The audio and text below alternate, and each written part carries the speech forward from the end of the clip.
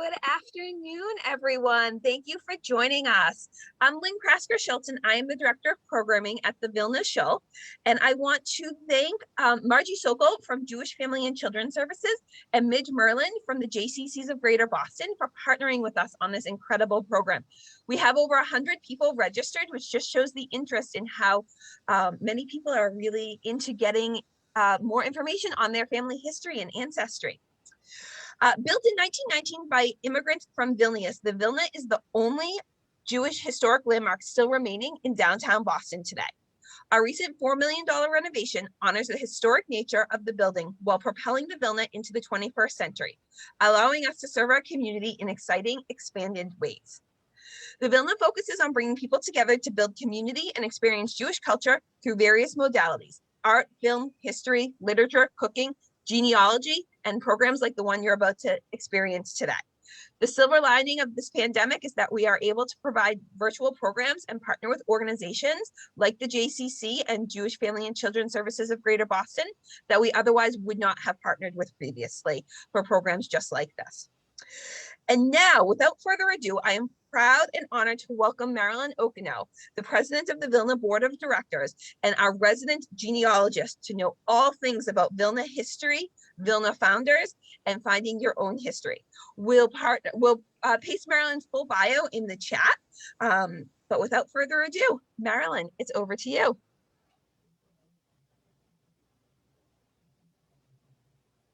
Thank you, Lynn, and welcome everybody. I'm so excited to have you here. I have a lot of information to share, but first I want to thank Midge and Margie. Also, Margie did a fabulous presentation last week on how meaningful it is for her to have found what she has found. And I'm going to touch on some of the themes that Margie spoke about in my talk. So I'll try and sort of tie it all in, as this really is the second of a two-part series. I did this presentation last spring twice, and it was a blast. So it's nice to be able to share again. So I'm just so you know, I'm going to share my PowerPoint now, so you'll see my slides. There's a lot to know, so I think I hope you'll bear with me. I'll try to be as interesting as possible. It's so hard on Zoom because you can't really feel the crowd, but I hope it'll go quickly for you. It may go an hour, and then we'll have a period of time for questions after, and I'm happy to stay on as long as anybody would like for questions afterwards. So I hope you'll bear with me. I hope you'll learn something, maybe one little tidbit you never know will give you a clue and open up an entire world for you. So here we go.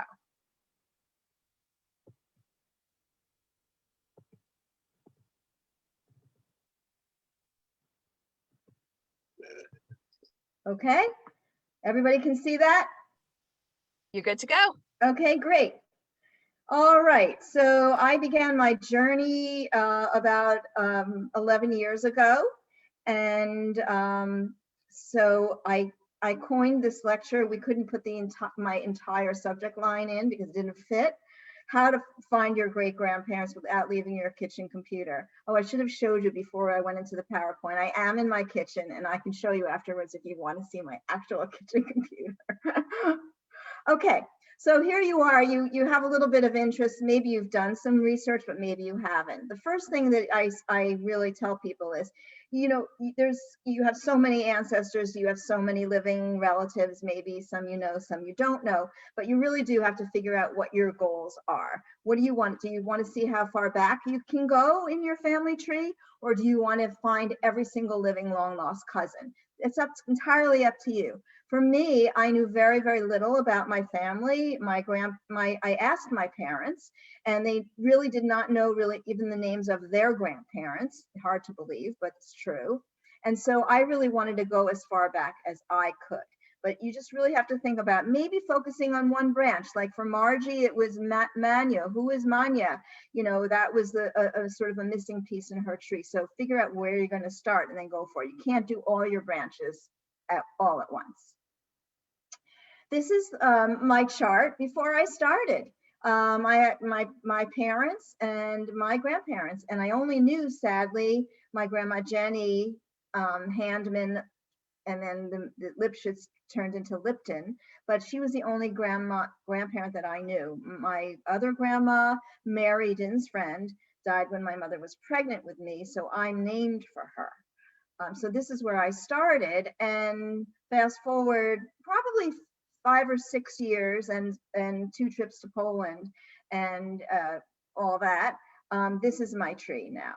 So you can see on one of the branches, I'm actually back all the way to 1750. We found a record from the early 1800s with Michal on it. And so that's that wide branch that you see there. So everything really to the right of the line was new.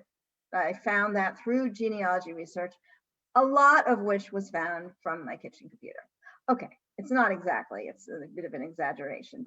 I did have to eat sometimes and go check the mail. Okay, so the first thing you want to do is pick up the phone. The records will always be there, but you really do want to call all your living relatives, your great aunts, if your grandparents aren't around, whoever you know that might have some information, that's who you want to call. All right, and here are some of the things that I suggest that you ask them. So the records, even though you may not know what records there because you don't know what you don't know, the records will be there, but the stories won't. So the stories are really the meat on the bones. The records are the bones, right? And the bones are great if that's all you have, but you're going to be shocked at what you may learn from a cousin that you didn't know. Okay, so what you want to do really is find out information. The anecdotes are wonderful. He was a baker. My grandma came over and, did this or that, or she hated cats or whatever it is. But what you really want to do is get information. What information do they know about these things? Where was grandma born? Do you know? Where were they married? Were they married in the old country or did they get married here? Because then you're going to look for a marriage certificate here. Okay. Where did they die? Where are they buried? It's going to lead you to death certificates and burial information, and even on the graves, Hebrew names. So you also want to say when grandma came over, where did they settle when they came off the boat? Where were they living first? That's going to help you find census records. You also want to find out if anybody knows what their occupation was, because that will help you decide if you have the right family also. And it's very important to think laterally. So let's say you don't know anything about your grandfather, but you have a second cousin who knew that he had a sibling, or you can look for the papers on the sibling, and you're going to lead to naturalization papers or ship manifests for the sibling, even if you don't have any luck for your own direct line. So always think laterally. And also, in terms of immigration, when did they come? Who did they bring? How old was grandpa when he came? That sort of thing. So these are the kinds of questions you should ask. And the other thing is, if you can find out if anybody has heard the town, and I'll get into the towns and how you find out what your towns are, but even if it's a Yiddish name, just write it down phonetically how you hear it, and that will lead to hopefully a score on the actual town. Okay, so everybody has a box. Your job at the start is to find out who in your family and each of the branches has a box of photos and documents. This was an incredible photograph of my husband's family. The little baby is my husband's Uncle Marty. When the woman standing was Bubby Rose, who I knew and loved very much. And the woman on the right is her mother, Bubby Geller. In the middle is Bubby Leah, and to the left is Bubby Arcus. So this is 5 generations. What an incredible picture, and one that I think is just so cool. And anyway, you're going to hope that you're going to find something like this. And by the way, with the internet and second cousins and first cousins, within about 10 minutes, you're going to figure out who's in your pictures. Okay, so this is going way, way back. All right, now I'm going to start with some myths, because people have a lot of myths about genealogy. I can't find out anything more about my family because anybody who knew anything is gone. Well, I've proven that wrong. I found out so much, even with my parents gone, okay? The records are here. The second one, they didn't want to talk about it. Of course they didn't want to talk about it. They might have left family members behind and known that they had perished in the Holocaust. It was very difficult and traumatic. So these are things that you shouldn't kick yourself about because they didn't want to talk about it. All right. The other one is, I've heard the town, but I Googled the town and I can't find the town. It must not exist anymore. The Nazis must have destroyed the town. That's also a myth.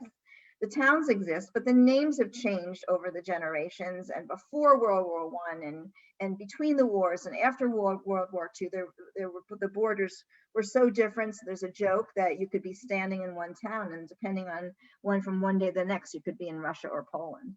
So you have to continue to research the towns. And the last but not least, I wish I would have asked. Why didn't I ask? I could kick myself.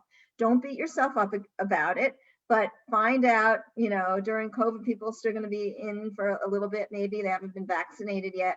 Great time to reach out to some relatives.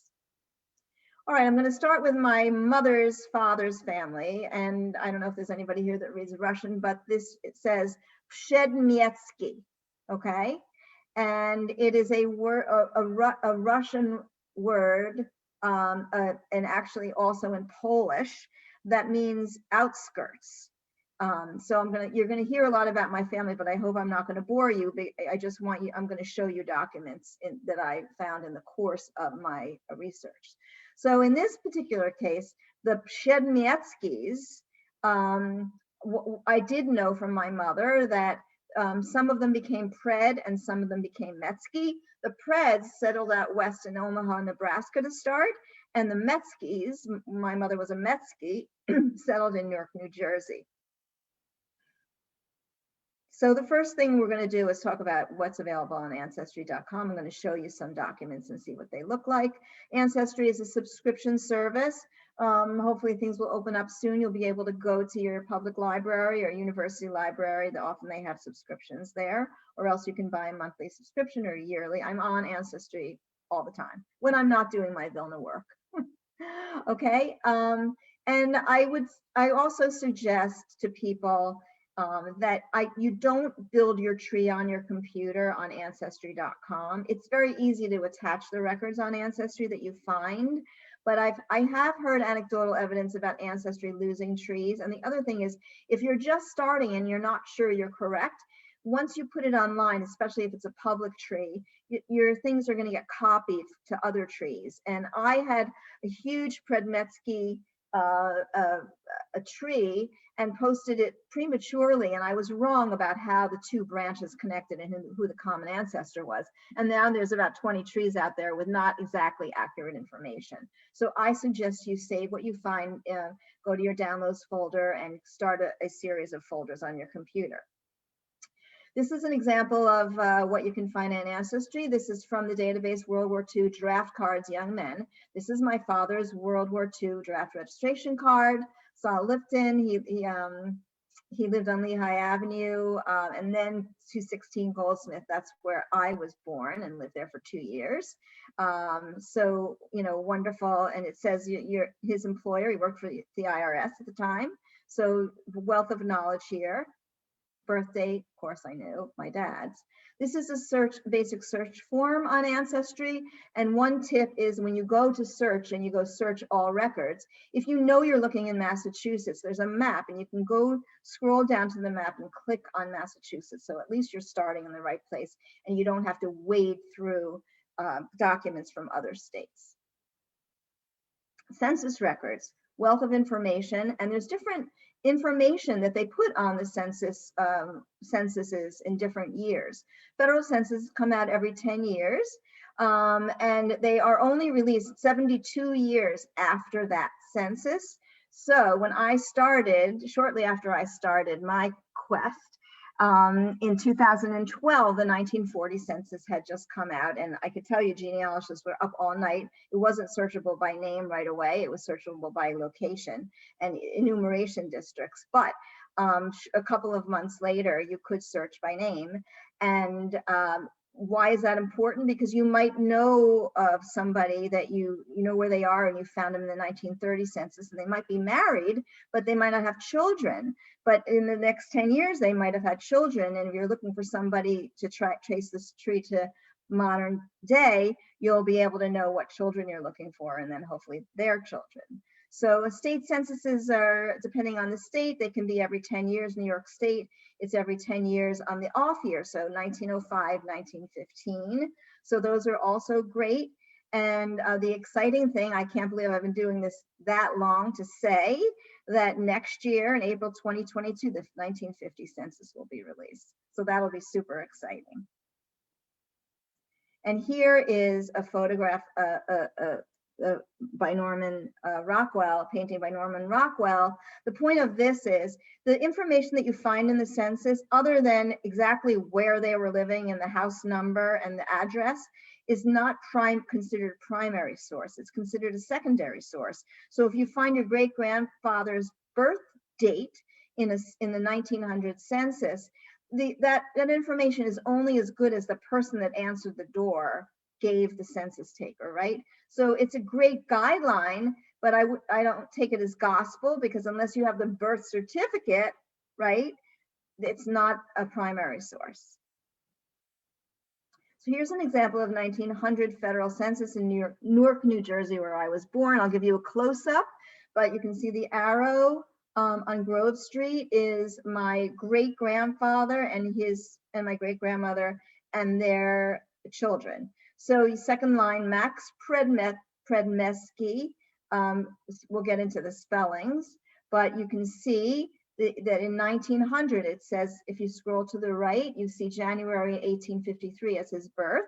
He's 47 years old. He's been married for 28 years.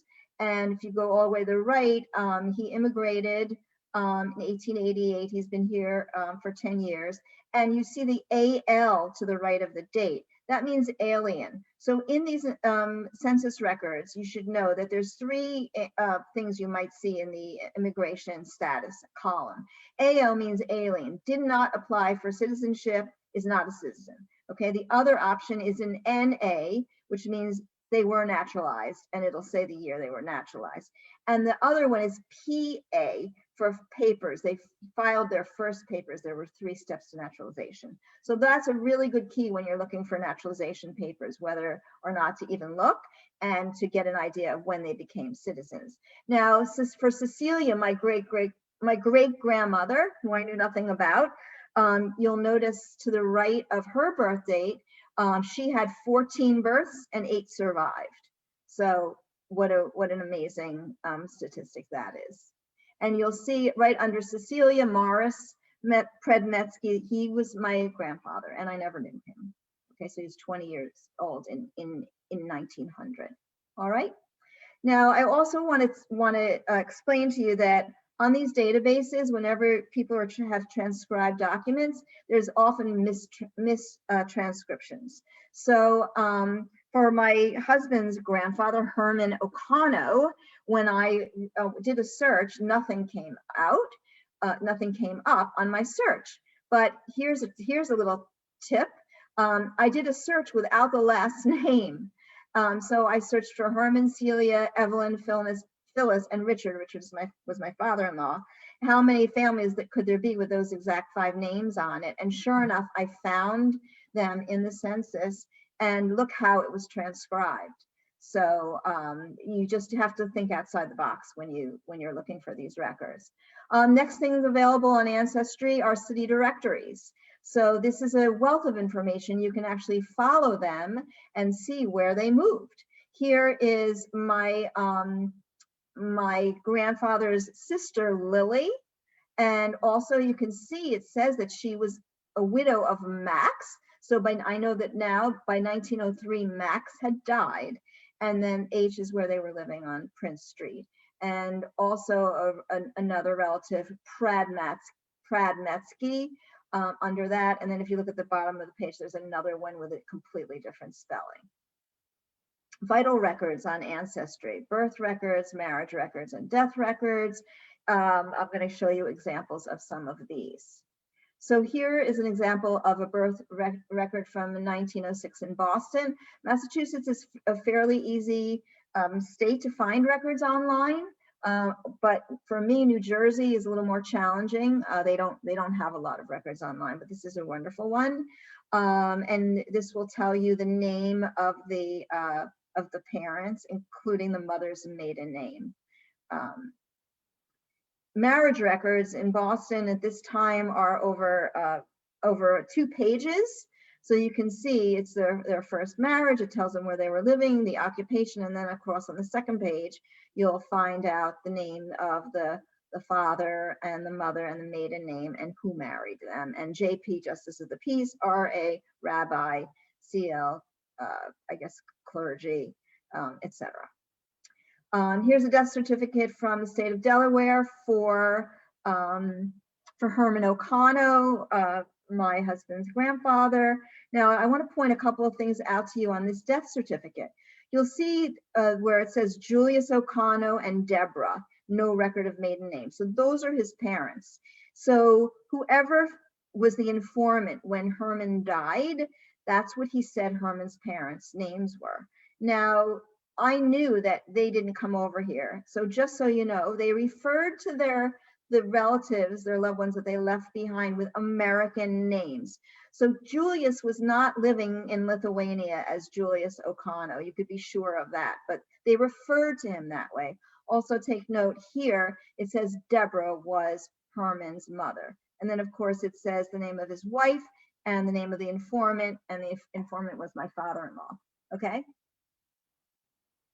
Here, another thing on Ancestry is the Social Security Death Index. If they filed Social Security, you can actually, with this number or even without, you can contact Social Security department and ask for an SS5 form.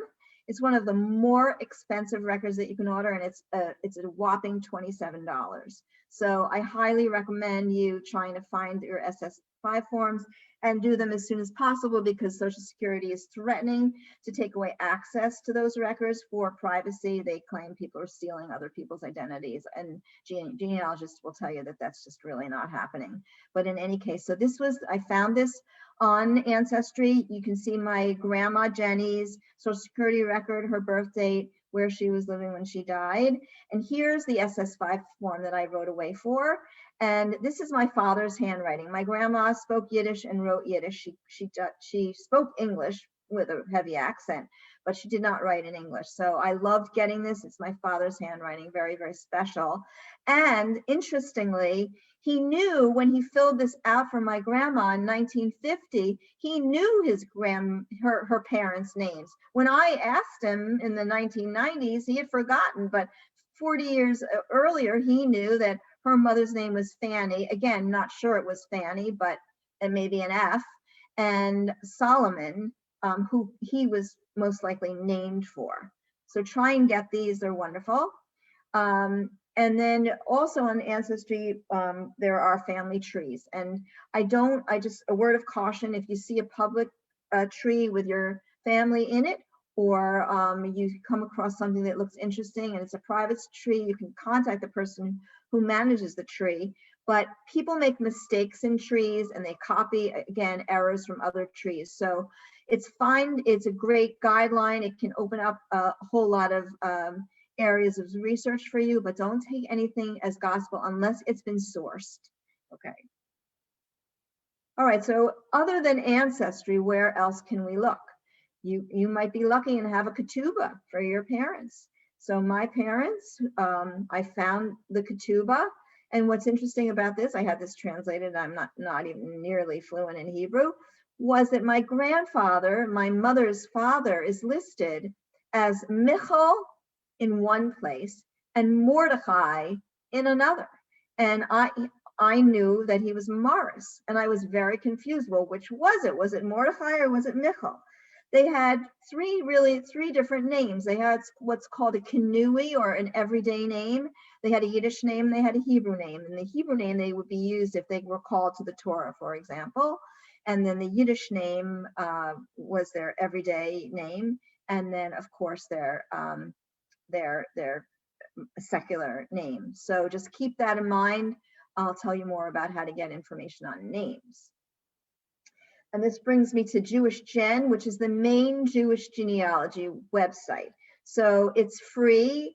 Open up an account, get your password, and you will be on there all the time. I could give a lecture on just on Jewish Gen alone with all the incredible information on there. One of the things that they have at Jewish Gen is an online worldwide burial registry, affectionately known as JOBAR. And here it is on Jewish Gen under databases. And you can put in, you can see if you can find the grave of your loved one. Often there will be a picture, or it'll have a grave site, and you'll know what cemetery it is. You can contact the cemetery, see if they have any records. So that's a wonderful, wonderful resource. Through JOBAR, I found, this was one of the first records I found in my research of a Predmetsky of Samuel in Omaha, Nebraska. What did I learn from this? I learned that Shmuel Nehemiah was son of Reb Michal HaKohen. So Reb doesn't mean rabbi, it means the honorable or sir. If it says Harav on a grave, that means he was a rabbi. But the two hands, many of you may know, are the signs of the Kohanim, the priestly blessing, when a rabbi would say the Yivarechacha. And so I confirmed that what I had heard was that the Predmetskys were Kohanim. And so this grave was, but this is a very distant relative. And but one of the first relatives to come over, he came over in 1899 and settled in Omaha, Nebraska. This beautiful stone is my great-grandmother, Celia Metzky. I didn't know her name. My mother never talked about her. She's buried in Newark, New Jersey. It says Cyril, a daughter of Yaakov Koppel, and I know that the last name was Levine. So this is beautiful. The interesting thing about this is that my mother was born in 1915. She was 12 years old when her grandma died. Why did she never mention to me that there was a grave in Newark of her grandmother? I never remembered her ever going to this cemetery. She never spoke about her grandmother. Another item in Jewish Gen is the Family Finder, and I suggest that you go there and register your names. Fill in your name and what you know about, if you know the town, if you don't know the town, and all your different names and all your family members from different branches, so that other people can find you. You may be lucky and find someone that you can contact through Jewish Gen that's done a boatload of research for you and just completely can give you your whole a line of one branch of your family on a silver platter. So it's really worth registering and looking through those. Here's where you find it, again, under databases. Another wonderful thing, Jewish Gen, is this memorial plaques database. This was created by a Vilna board member, David Rosen, and another board member, Carol Klingen, actually generated this project.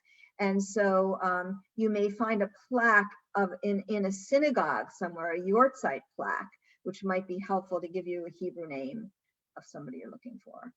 Okay. Now, outside of Jewish Gen, another great website in terms of graves is findagrave.com. You can find many graves on this site. Next thing, so why do you look at graves? You look at to find parents' names and ages and a wealth of information. And the Hebrew name is really important, or the Yiddish name on the stone, because they came over with that name. They might have, as they assimilated, changed their name, but it's very important to know Hebrew names. Those are the names that you're going to look for on a ship manifest. The next thing is newspapers. Again, you'll never know what you're going to find, especially in the early days. The articles were incredibly rich with information. So once I learned about my great-grandma Celia Metzky, I was lucky enough to find an obituary for her. And this really made me cry. I'm just going to, you can read it along with me. She died unexpectedly, South 18th Street, on an errand of mercy on behalf of a destitute sister in Russia. She was 75. She was active. She suffered a heart attack. She left home to go to her daughter Gussie Camp's house Gussie was my mother's favorite Aunt Gussie. I had heard all about Gussie and had seen pictures of her. And she was sending money to send to a destitute sister. On the second page, it lists my grandpa, Morris Metzke, his brother Harry, who had a out-of-town newsstand at the corner of Broad Market in Newark, New Jersey. And just what it says about her death being a fitting climax to her life. She was always thinking of others. She came to Newark 50 years ago, so now I know approximately where to look for an immigration, and leaves her other children. My grandpa Morris was one of 8. And again, spelling here, Rose Burley, that's a misspelling. They spelled it B-E-R-L-L-Y, but again, spelling in genealogy means nothing. You can also, if you're lucky, find some obituaries on legacy.com. All right. Now we're going to get into spelling. The original name of my grandma Mary, they became Deinsfriend in this country, but it was originally in Galicia, Dienstfreund. Jews in Galicia were, when they took names, were given often German-sounding names. So here are all the different spellings that I found in documents. So my mother's family, they all became Dienstfriend, but there was a very, very distant relative who descended from my great-grandfather's brother who actually became Dean. And Avi Dean, my third cousin, knew nothing about the original name. And so when I found him on Jewish Gen, he was absolutely thrilled. So these are all the spellings that I found documents for in different vital records and in the newspapers and etc. And the last one was the most interesting because that's how I found out what really happened to Menachem Mendel, or Max, my great-grandfather. So here is my great-grandfather Max Deinsfriend's grave in Newark, New Jersey. Story had been that he was a special policeman shot and killed in the line of duty. My mother was always kind of proud of that. He must have been a good man. And but again, I never heard about his name or where he might have been buried. But with and you can see how I'm 5'2", how tall this stone is and how much taller it is than anybody else. So it was like, all right, that makes sense. He was a policeman. How wonderful. And then here it is. Menachem Mendel, son of Zvi Hirsch HaKohen. So there I am, back another generation. And so I have a Kohanim on both of my great-grandparents' side, the Predmetsky side and the Dienstfreund side. All right, and thanks to a gentleman in New Jersey who's a wonderful genealogist, he went to the Newark Public Library. I had been looking, I had called them, I asked them for an obit for Max Dienstfreund, and this is how they spelled it, Diemsfort, unbelievable. Overexertion in ejecting a number of unruly boys. Oh, my mother had said he died in the Proctor Theater, all right? Shot and killed in the Proctor Theater. So she was close. He was ejecting unruly boys from the Savoy Theater, okay? And he was running around and he had a heart attack and died. So the story wasn't exactly right. That's why, you know, you hear the anecdotes, but you do want to try and find the records to confirm what you've heard, all right? Now I'm going to move on to my husband's family for a bit. This Okonow name that everybody mispronounces, even our dearest friends. The original name was Okonowsky, all right? But the first document I found, first historical document I found, I showed you was Herman, I'll show you, is Herman Hersh Okonowitz, all right? So we thought that that's what it was. That's what Aunt Phyllis said it was, Okonowitz, and it became Okonow. Sounds Irish with an apostrophe, O'Connell, but we're not, okay. So I found this early record from Herman from his World War I draft registration card. Now I just want to point some things out for you. If you look at line 5, this was so hard to read. It's just a scan, right, from the database, and it looks like Wurzbolav Sovalka something in Russia. He was a dress cutter, not working. He was responsible for his mother and his sister, okay? tells you what their physical description is: medium build, medium stature, hair and eye color. Really wonderful. From 1917 or 18, I can't see. I've got my you all blocking that. So what is this weird, Russia? What the heck town is that, right? So that was a task that I needed to figure out. Social Security application. I showed you my grandma Jenny's SS5 form. If you can't find one, it may mean they never filed for Social Security. If they were in, operating a store for themselves and they never did bother to apply, you won't find an SS5 for them. Here's Herman's SS5 form from 1936. Notice again, we see Julius, his father, Julius Okonow. Oh, but look, his mother, Herman's mother, is Sarah Epstein. Well, that's funny because we saw on Herman's death certificate that his mother's name was Deborah and the last name unknown. So that was a question mark for me. They lived in Wilmington, Delaware. So we're going to keep going. The old man's draft. So if they were, they made older men, even though they wouldn't serve in the army, register in case they needed office workers and really needed to bring together people. So this is my grandpa, Morris Metzke's World War II. It's affectionately called the old man's draft. You can see that he signed it. He filled out this place of birth was Bialystok. That was the one name that I did hear from my mother, that she thought they were from Bialystok. Here's a date of birth. Again, without the birth certificate, you can't take that as gospel because they didn't bring, it's not like now where you travel, you show your birth certificate. They didn't know when they were born. You want to find a birth certificate in the old country, but again, this is not a primary source for the birth. This leads us to naturalization records. This is somebody that was a descendant of one of the founders of the Vilna Shul. This is an index card for Ida Pat's naturalization. It has the petition number. With that, I was able to go to the National Archives and Records Administration in Waltham to see if I could actually find the document.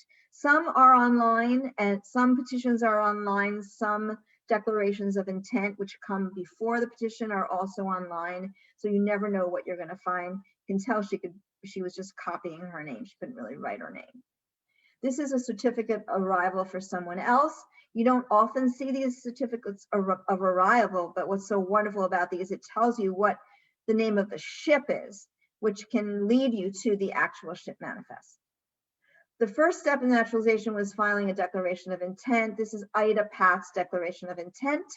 And you can see there's a picture here. They don't all have photographs on here. It lists her children's dates of birth. It mentions her husband's name, when he was born, where they're from, when he immigrated, and if you're lucky, the ship that they came on. All right, now the second step after that was the petition. Usually the information was just copied over from what was on the declaration of intent. But these are all, many of these are available online. And the third and final step was the oath of allegiance, and then you'll see witnesses. And those witnesses, always look for those. Those are really important. They were often relatives. And here's somebody that was living, it was a neighbor on Phillip Street that went with them to witness the naturalization. And then you can see the signature. She still was just not really able to write her name. So really wonderful, wonderful genealogical gold. We have indexed the Hebrew Immigrant Aid Society documents. This is a Vilna descendant that we were researching on, who lived on Phillip Street. And on the bottom, it says President Grant. I think that was the ship she came on. And it says where she came from. And this was when people were sending money over to bring the immigrants to the United States. So here's another myth. Names were not changed at Ellis Island. I hear this all the time. Yeah, my grandfather was, his name was really X. His name was, Mintz, and he was in line and somebody in front of him was Cohen and they said, you be Cohen. That didn't happen. They got on the ship wherever they got on the ship, Riga, Latvia, or Hamburg, Germany, wherever it might have been.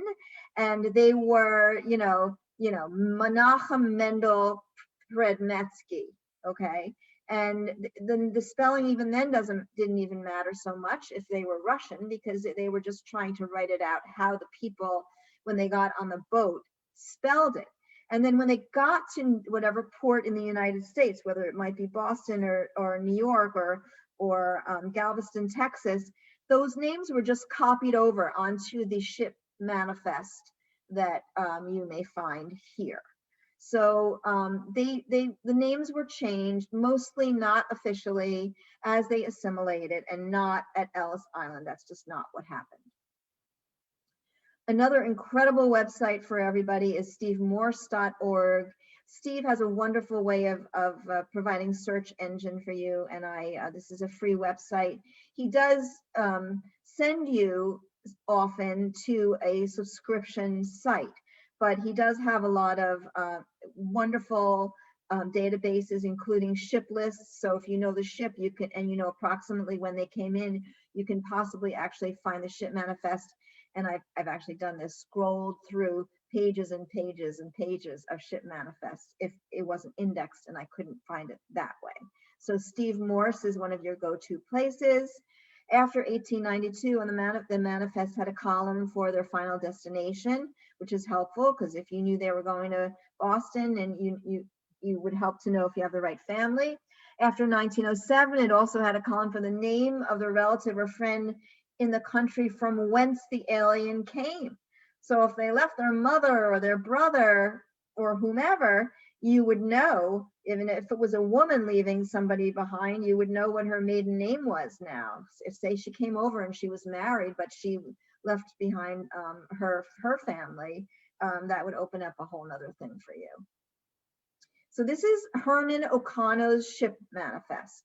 He came over as Chaim Okonowsky. I don't have a close-up of this, I apologize. Chaim Okonowsky, and his father he lists as Yodel Okonowsky. So remember we saw Julius on 2 documents. If I was going to look for Julius Okonow in Lithuania or Russia, I'd never find him. He was Yodel Okonowsky. And you see the verbalin Suwalki. All right, well, the verbalin was another way they referred to as the Wiertzbelaw that we saw on his World War I draft registration. And Suwalki is the province or state that this Wiertzbelaw is in. And we'll talk more about the different names of towns. One point that I want to make is that you should always think outside of the box. Now, my grandma, Jenny Handman, I knew the story was that she was coming over to join her brother and her not so nice sister-in-law. And the story we heard was that her sister-in-law, Dora, stood her up at Ellis Island, and a friendly police officer, she had an address on a piece of paper, and he showed her the way to where they were living. So I was looking in New York for Jenny Hamman. My father said, I think she came over as Esther, but I'm not sure. So I started looking for Esther Hamman. I couldn't find her. It took me 5 years. And I decided to go on Steve Morse, and just put in Esther Handman and not put in, New York. And sure enough, I found the arrival of my grandma where? In Boston. Esther Handman. She was from Polotsk. It's the first line. I knew that was correct. The age was correct. She was a dressmaker. That was correct. She used to sew clothing for my Barbie dolls. And there were trains that went from Boston to New York in 1913. And here it is. I see what ship she sailed on from Liverpool. And that was a really exciting day. These manifests often have 2 pages. Always scroll to the right if you find one and look for the second page. Here it says whether going to join a relative, she was going to join her brother, Hyman Handman. It even has his address in New York. It has her physical description and her place of birth. And here is the Hamburg passenger list with her name on it. It's a little bit more of a close-up if you can read that. So these are all super cool. Date of departure, it gives you the ship. Another great place to look for documents is Family Search. Similar to Ancestry.com, it's a free website. Sometimes you'll find something on Family Search that you don't find on Ancestry, and that sometimes you'll see a better transcription of a document on Family Search as well. So you always do want to check Family Search in addition to Ancestry.com. And here's an example of a record, a vital record from Russia of a Przedmiecki. I had that translated. So these records do exist. You just have to look where to find them. Another great resource you should always check is Yad Vashem. People say, well, everybody came over. I learned early on that not everybody came over. They left somebody behind. And so you might find out that you learn something about your family.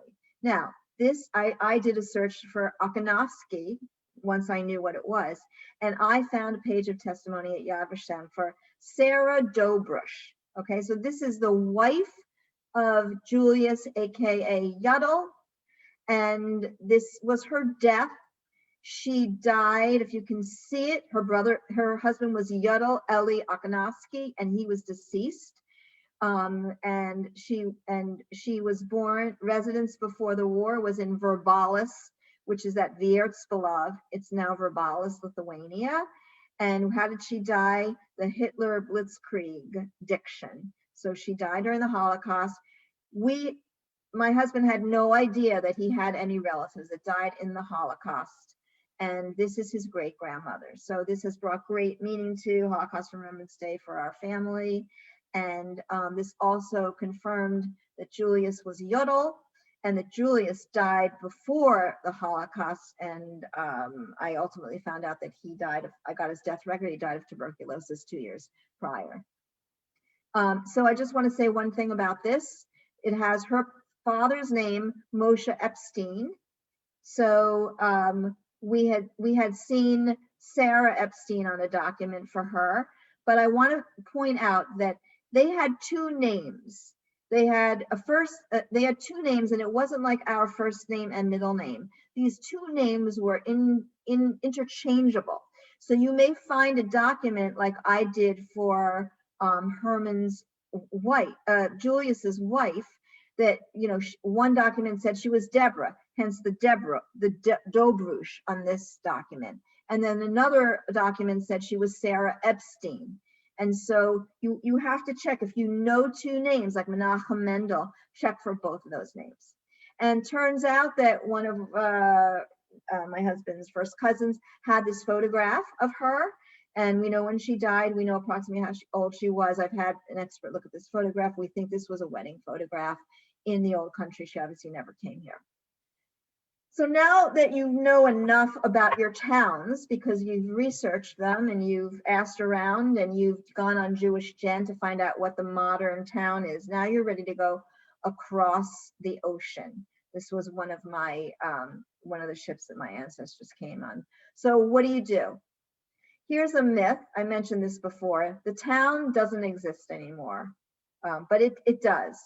So on Jewish Gen, there's a Jewish community database, and under database, there's a town finder.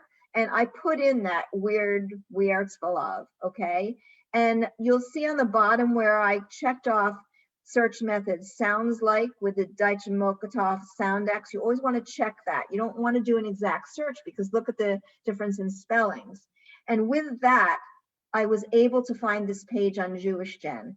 This is the modern day town of Verbalis in Lithuania.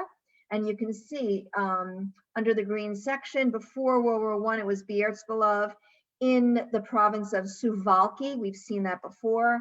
And then it became Verbalis, and it's now Verbalis, Lithuania.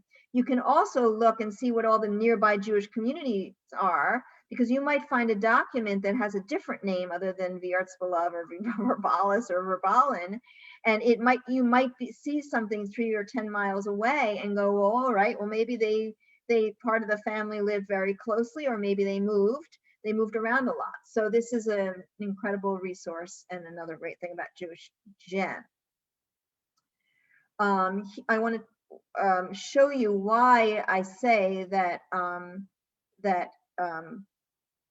while it's a myth that all records in the old country were destroyed, what I really want you to understand is that the records are there. You just need to know where to find them. And because the borders changed, you have to figure out what country you're looking for and what archives you are looking for.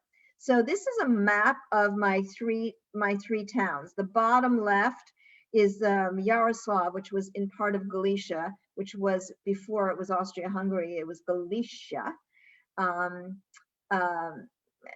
And then north of that was Białystok, which is now in modern day Poland.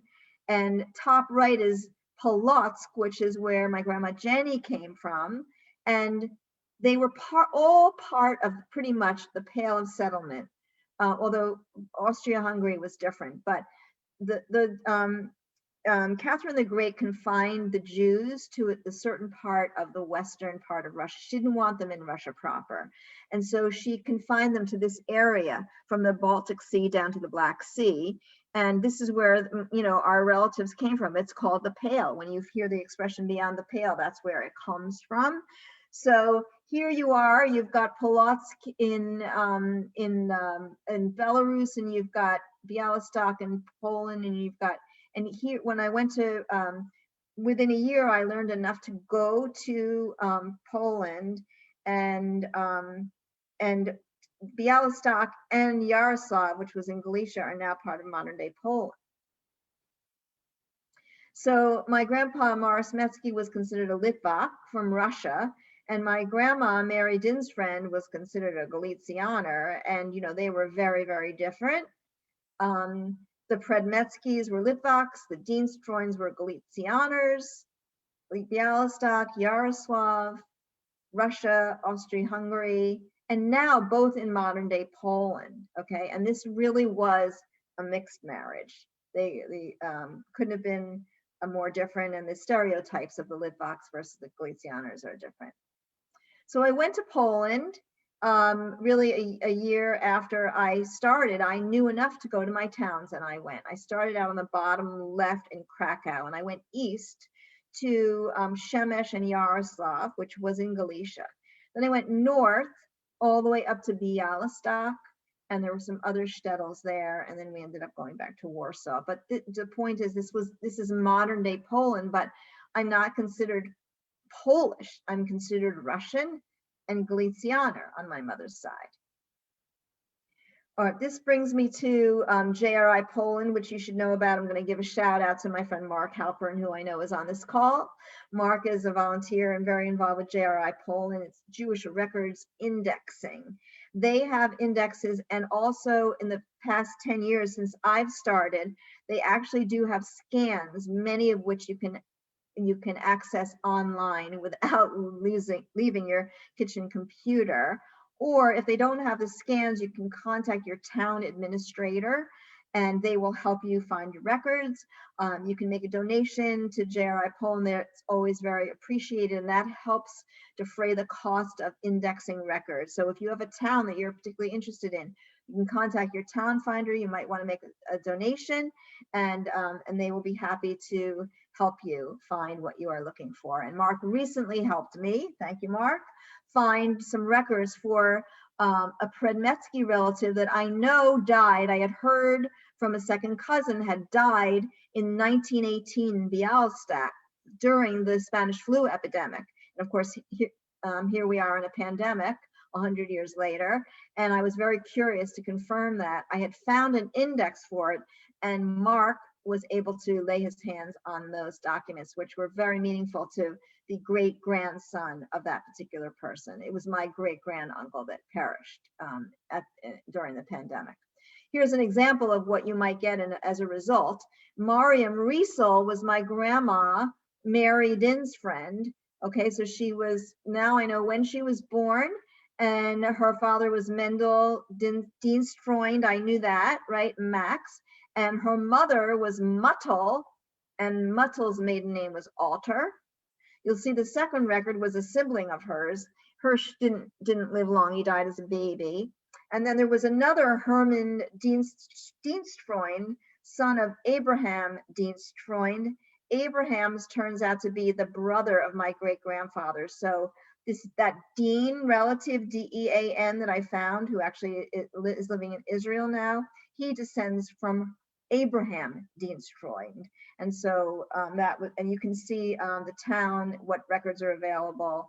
And so this turned out great. And this is the record. This is the birth record of my grandma. My mother was pregnant with her when I was born. My mother, I had asked my mother what my grandma Mary's Hebrew name was. She said, I think it was Marjem. Now my mother didn't really know Hebrew, so I thought she was just hearing Miriam and saying Miriam, but in an own way. Marjem is a variation of Miriam, and sure enough, my mother was right. It was Marjem Reisel, and you can see her father's name in Yaroslav. It has the date. It has an address. The 24 KV is a district in Yaroslav. The date, and also the date of her naming. And the second page of this, her mother's name was Muttel. I knew that my mother's grandmother died in childbirth, giving birth to her 10th child. And so here you have on the left column, you're back another generation, because Muttel, Arya Alter and Sarah Hinda Eisler are the parents of Muttel. So now you're back another generation with another surname to research. Isn't that amazing? Also, while I was in Yaroslav, and I did get this when I was there, I had written away for the documents. This is in the 1862 book in Shemesh, which is near Yaroslav, for Mendel's birth.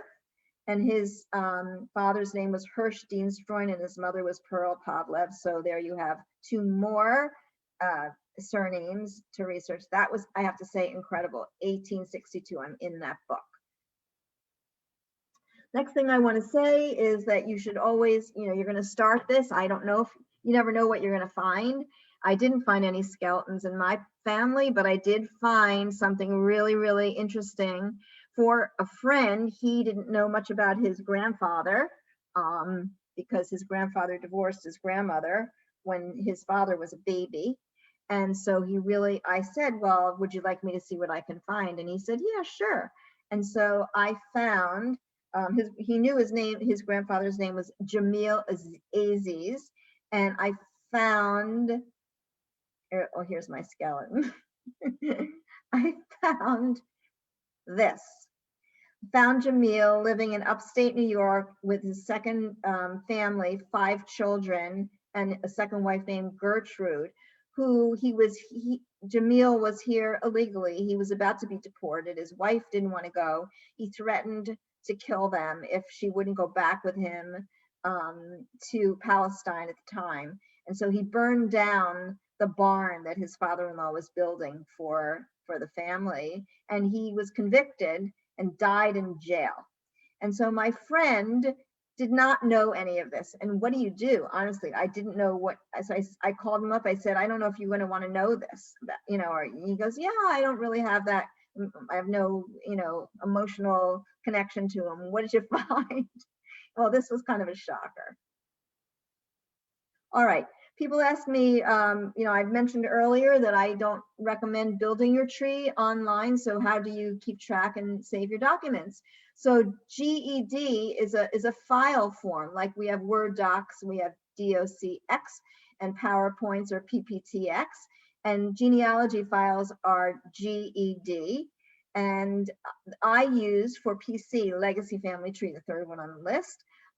These are some other ones. Reunion, I understand is for Macintosh. Some of these may be updated. I'm not sure they're all.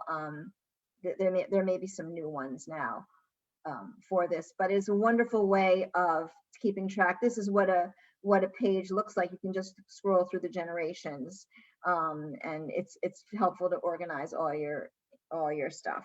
What are the major repositories in Massachusetts? I mentioned National Archives in Waltham.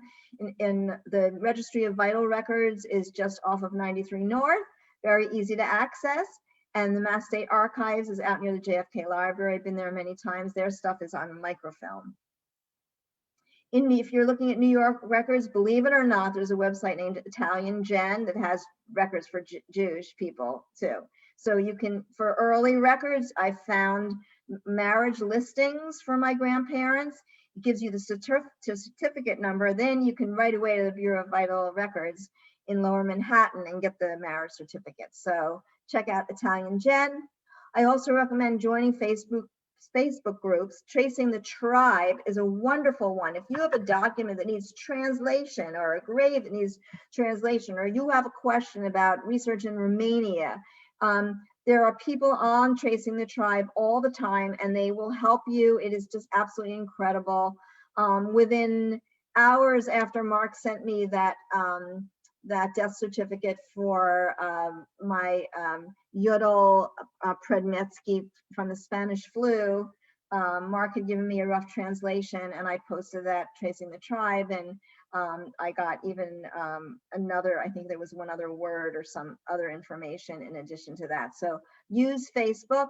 I created a Predmetsky relative Facebook page that we frequent, and as people find photographs or somebody dies, there's some conversation, which is really nice.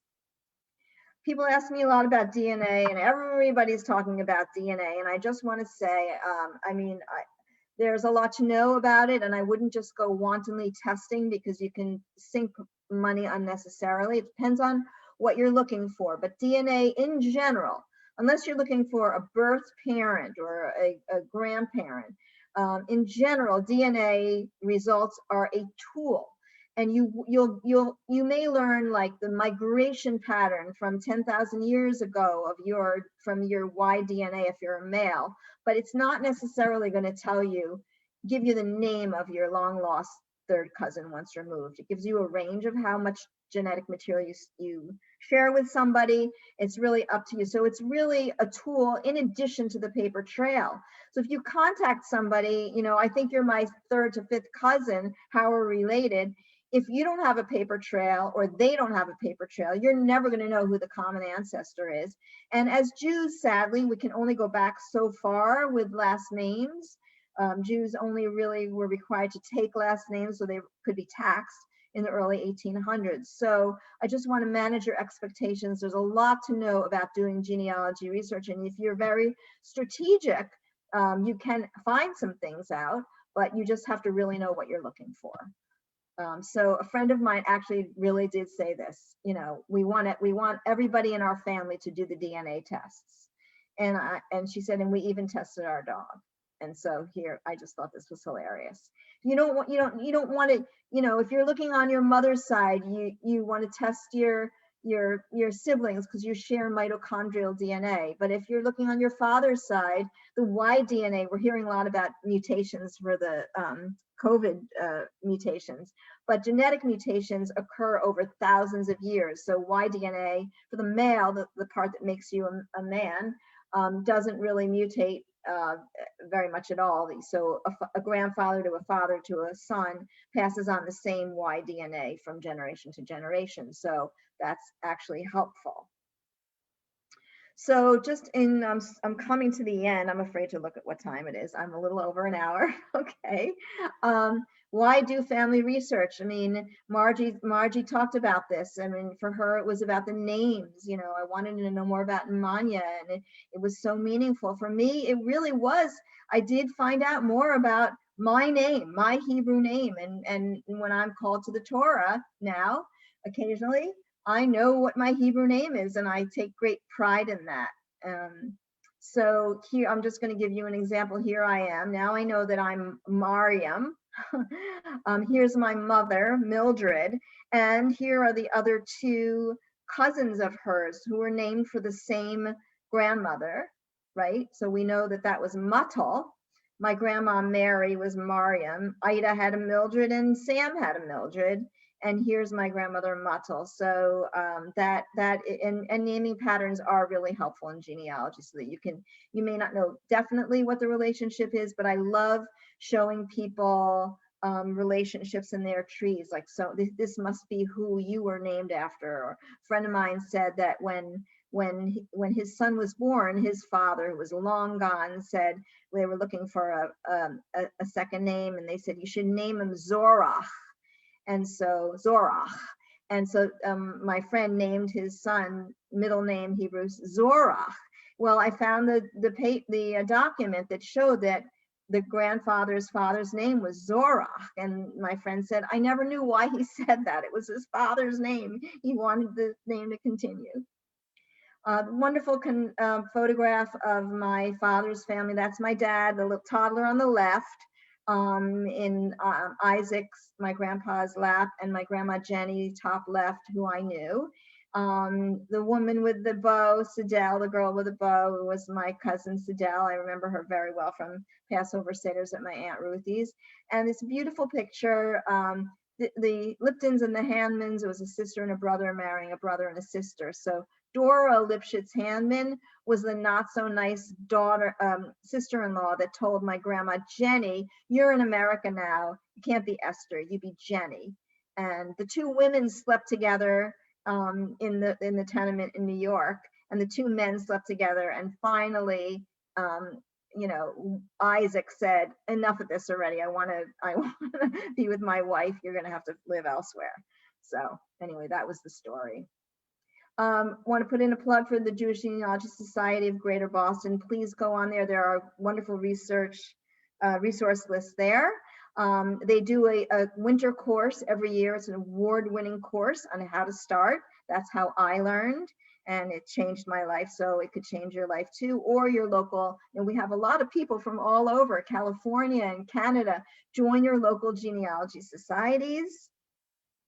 Quickly, Anita Diamond is a friend of mine. She was looking for names for her book based on Immigrant Era Boston, and I showed her my tree, and sure enough, she used Morris Metzke as the love interest in her novel, and I nearly fell off my chair when I saw that she used Mildred, which was really only of that era, and she named Mildred as Morris's mother-in-law.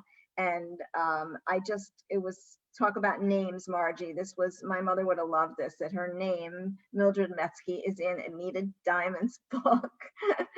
So if you ever have seen that and you see she's thanking me in the forward, I don't know why she thanked me. I gave her, quote unquote, just a name.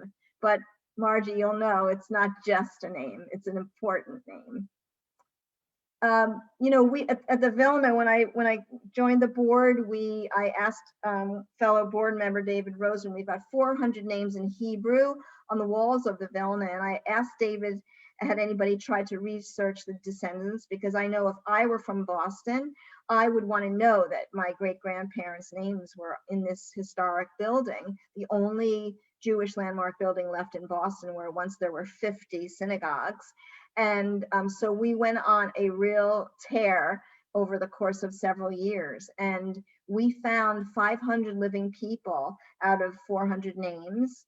A third of them were living in Massachusetts. We had 3 separate Descendants Days. We gave them documents on silver platters. It was an incredibly moving event, and these people have been so appreciative. So if you want to know whether or not you might have a name on our plaques, you can email genealogy at Vilna Shul, or go to myself and David Rosen. That's me. You can see the walls. We just underwent a $4 million restoration. So I'm going to stop it here. I want to thank, before we go to the questions, thank Margie and Midge for asking me to do this. And thank you for listening. I hope you're still with me. I can't tell yet, but I see 53 participants. That's pretty good. I'm going to come out of the PowerPoint now, and I'm happy to answer questions. Let me stop my share, and I'll have some water.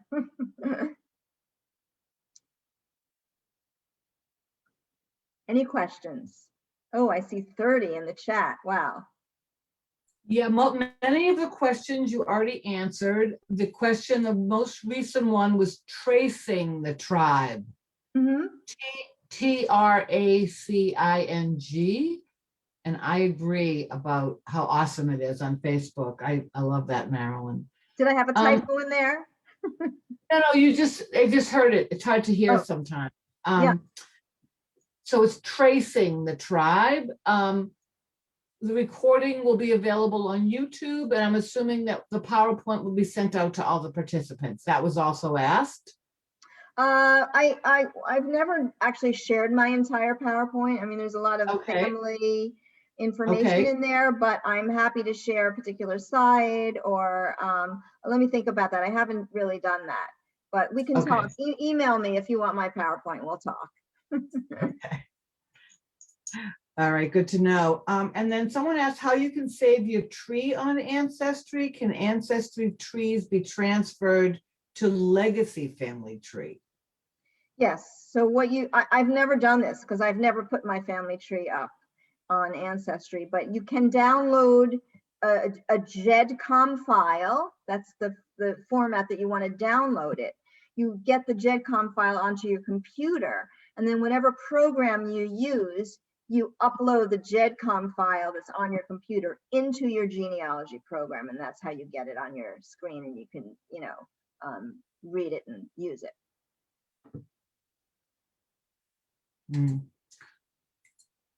I don't know if there's,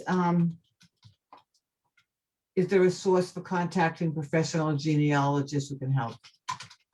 There are, I mean, you can check with your genealogical society. I have to tell you that genealogists are really always happy to help. And I know that ours has a help day. They've been even doing it on Zoom, so you can get help that way. But there are, there's a certification process. I'm not certified. I don't take money for this, but there are people that you can hire. So I think it's Mark. Do you know? It's I can't think what it was. If you Google professional genealogist, and you know what, Ancestry has professional genealogists that I know some people have used. That's one way to go. Jewish Gen has a list of professionals. Okay, I forgot about that. Yeah, thank you. I'm reading your lips because you're muted. Thank you, Mark. I'm looking at somebody who has Wilner as a last name, and I'm thinking that, like New Yorker, I'm thinking that that family might have started out in Vilna and became Vilner. It's true. Someone you did answer this in one of your slides, but just to make sure, an easy program on Macs for a simple family tree, you did share that, but just maybe you could share that again. I did. I don't know. You guys can Google that, or I'll find out more about that as well. I thought it was Reunion was what people were using. Okay. And they're all similar. You get the same.